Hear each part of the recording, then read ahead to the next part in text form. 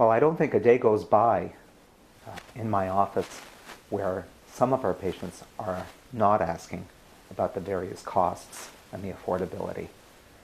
Dentistry, admittedly, can get pretty expensive. Talking about sleep dentistry, of course there are some costs associated with that. But let's think about this and take a step back. Most people that ask about the cost of sleep dentistry are asking about sleep dentistry for a reason.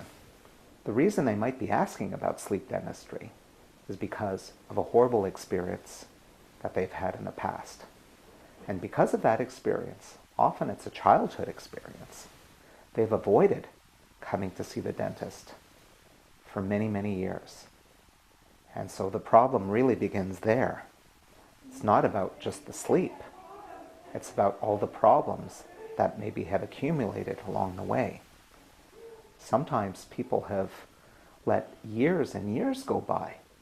I think a better approach is to really determine what your goal is and what the cost, if that is your main issue, what the cost of achieving your goal would be.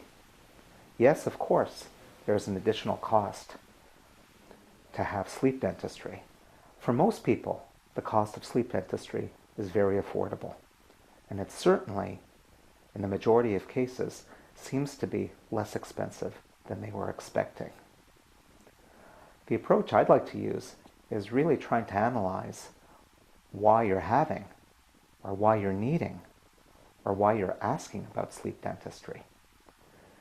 It's usually because you've avoided coming to see the dentist for a long, long time.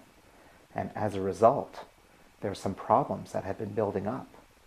And very often, there's an urgency or an urgent problem that has triggered the visit and the question. What I suggest is really thinking about what your dental goals are and coming up with a plan of getting there.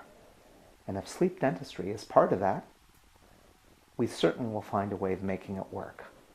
But the cost of sleep dentistry alone is nowhere near as expensive as many people think.